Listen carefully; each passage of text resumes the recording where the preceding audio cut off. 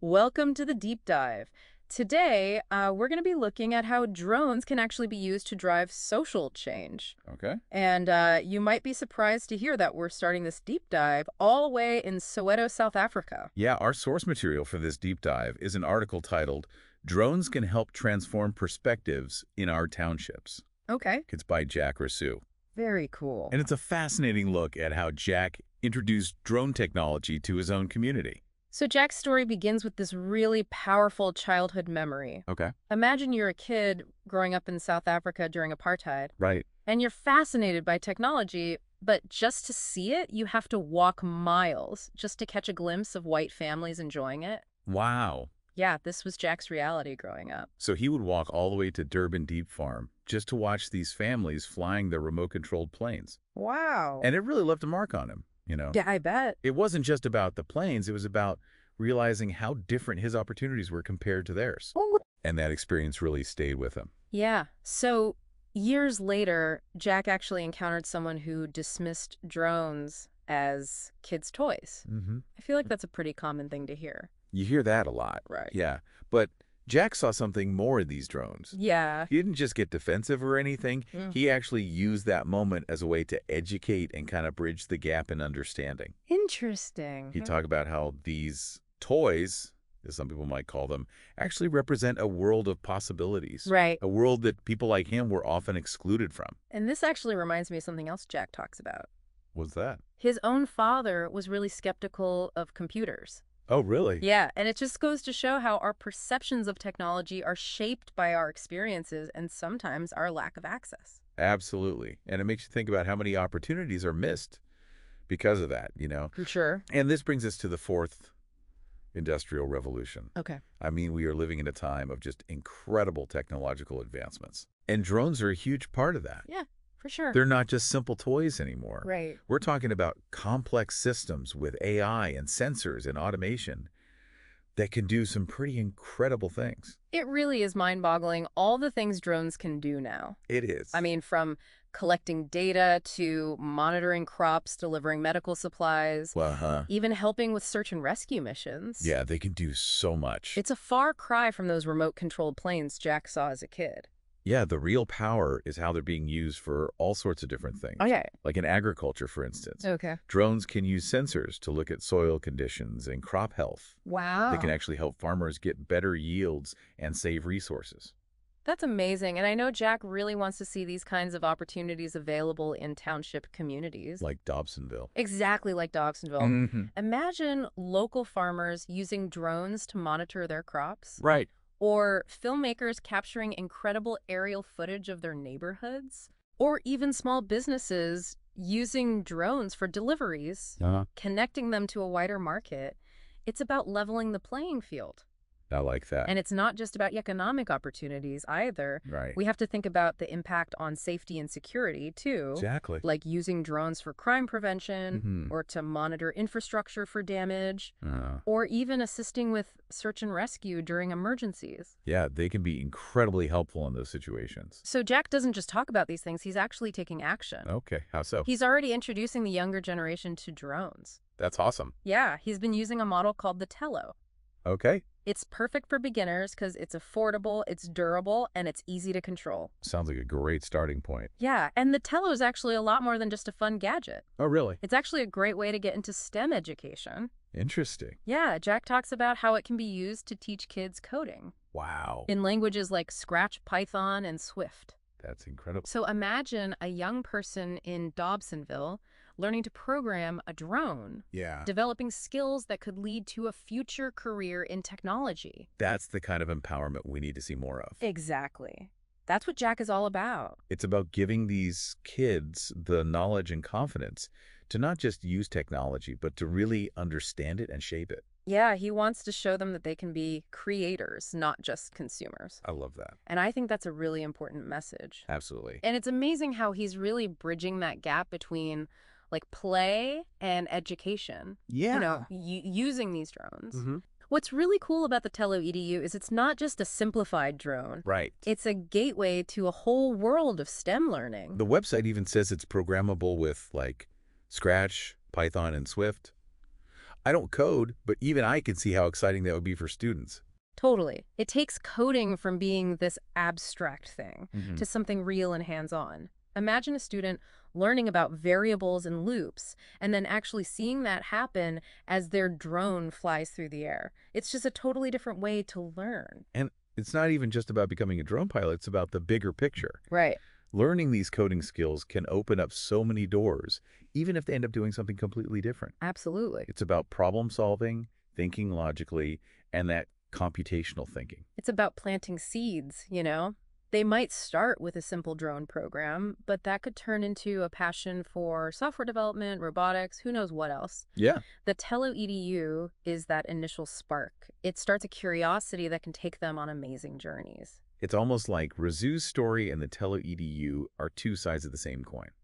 One's about overcoming obstacles to access tech, and the other's about creating tools to make tech accessible to everyone. And when you put those together, you start to see some really interesting possibilities. Yeah. It's about creating a world where anyone, no matter their background or where they're from, can be a creator and innovator in tech.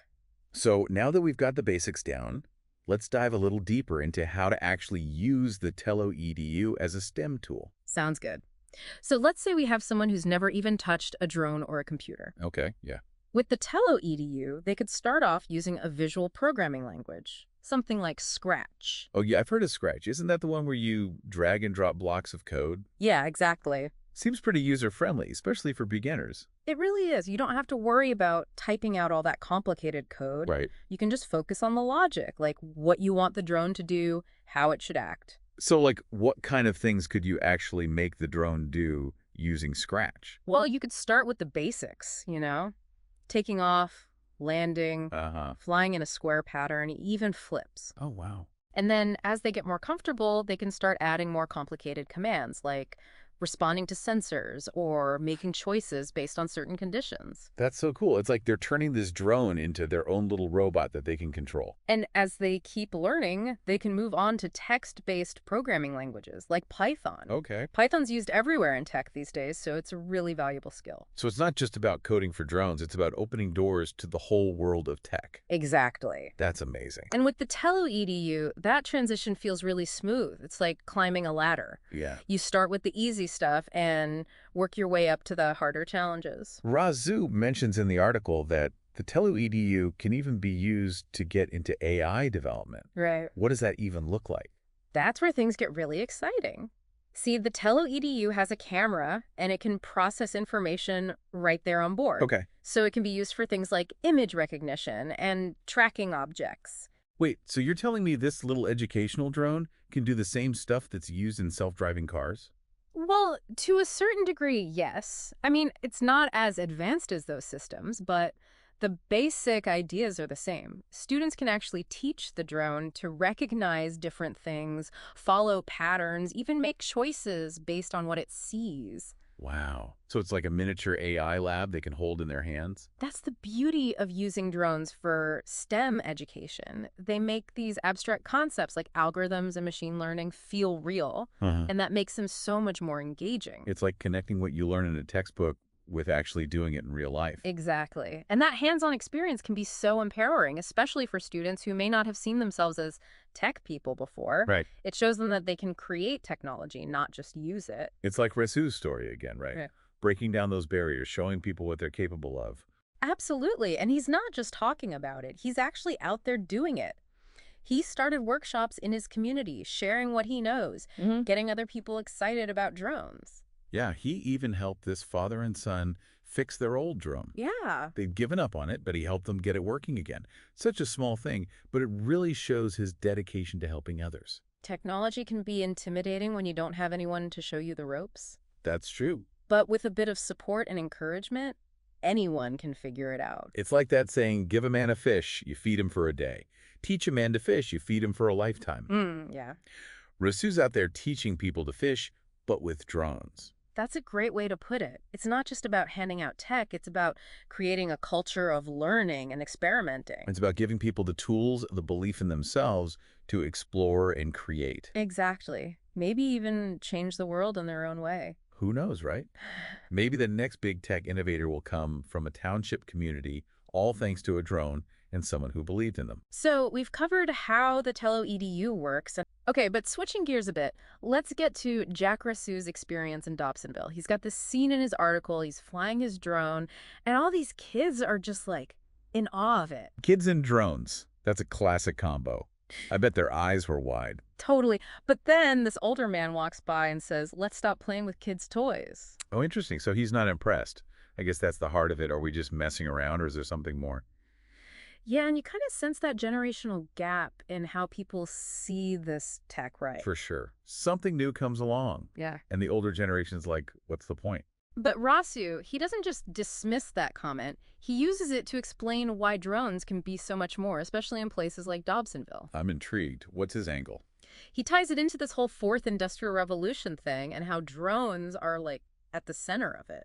Now, I got to admit, that phrase gets thrown around a lot, but what does it actually mean for, like, everyday people? That's a good question. And how do drones fit in? I'm not quite getting it either. Yeah, it's all AI this, automation that. Needs to be more concrete, you know? Agreed.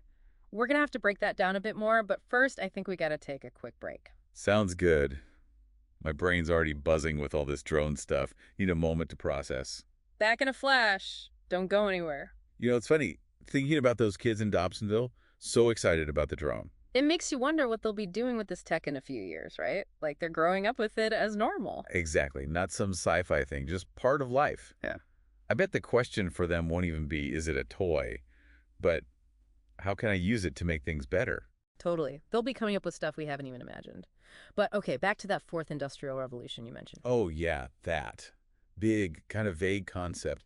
Essentially, it's like all these worlds are merging. The physical stuff, the digital stuff, and even biology. Merging. That's a bit out there, isn't it? Think about it. Drones are part of it. They're like the link between those worlds. AI, Internet of Things, 3D printing, it's all connected. Okay, I'm still not quite picturing how drones fit into that merging thing. Okay, picture this. A drone flies over a farm, takes pics, right? Those pics get analyzed by some fancy AI to figure out if the crops are healthy. So it's like taking something real, the farm, turning it into data. Boom, you got it. Ah. Physical to digital. And then that data tells the farmer how to, like, take care of the crops better, less waste, more food. Makes sense. So drones are like the eyes for these smart systems. Exactly. Yeah. But it's not just about farming. Think construction. Drones can check out sites, even look for damage on buildings. No humans risking their necks. Wow, so they're keeping people safe too. And faster. Cheaper too. Yeah. But yeah, new jobs too. People to fly them, analyze the data, build the software. It's a whole thing. My head's spinning. It's changing so much, so fast. Yeah, no kidding. But remember, we're still in the early days. Who knows what's next? All right, well, going back to that skeptical older man, I think his mind's changing. Like, now that drones are delivering medicine in Rwanda, helping farmers. It takes time, right? Seeing is believing. Education's key, though. People got to understand what they can really do past the cool factor. Totally. It's not about the drone itself, it's what you do with it. Exactly. It's a tool. Yeah. Could help us solve problems, connect with the world in new ways, could even build a more sustainable future. Speaking of connecting, drone delivery is getting a lot of buzz these days. Amazon, Google, everyone's trying it. It's the hot topic for sure. Could be a game changer, especially for places that are, like, hard to reach. Rural areas, you know. But what about cities? Seems like it would be chaos, drones everywhere, privacy issues. Well, there are definitely challenges. Safety's a big one. Got to have rock-solid rules, make sure nobody's spying, figure out how they fly without hitting planes. And the noise, can you imagine? Drones buzzing over your head all day? True, true. But hey, they're getting quieter all the time. Some companies are even working on ones that, like, take off vertically from rooftops. Really? So not just those little buzzing things anymore. Nope. Think bigger. Cargo drones even. Get this. Passenger drones. Wait, like flying taxis? That's the idea.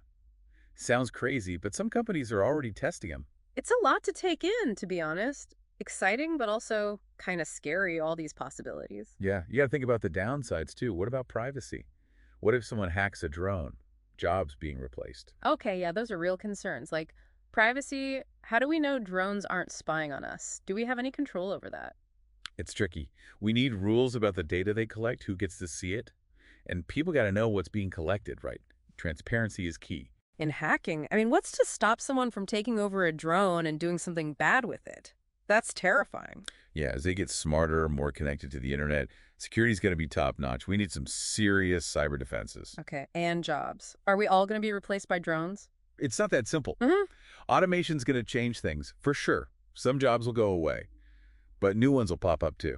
So it's not just about learning new skills, it's about being ready for a whole different world of work. You got it. Got to anticipate the changes, make sure people have the training they need, and have policies that, help those who get left behind. Man, we could talk about this stuff all day. There's just so much to think about with drones. Seriously. It's not even just about the tech itself, right? It's like, how do we as people decide to use it? What kind of future are we making with this? It always comes back to that, doesn't it? Toy or tool. Something fun or something that actually does good. I think we've seen enough to say drones can be a force for good, no doubt. We talked about farming, construction, keeping people safe, even connecting remote communities with deliveries. But we can't ignore the downsides. That privacy thing, security risks, jobs disappearing. It's kind of overwhelming, all these changes happening so fast. For sure. That's why we got to be talking about this NOW while it's still kind of new. Got to make sure we're using it right, ethically, I keep thinking about that older guy dismissing drones as toys.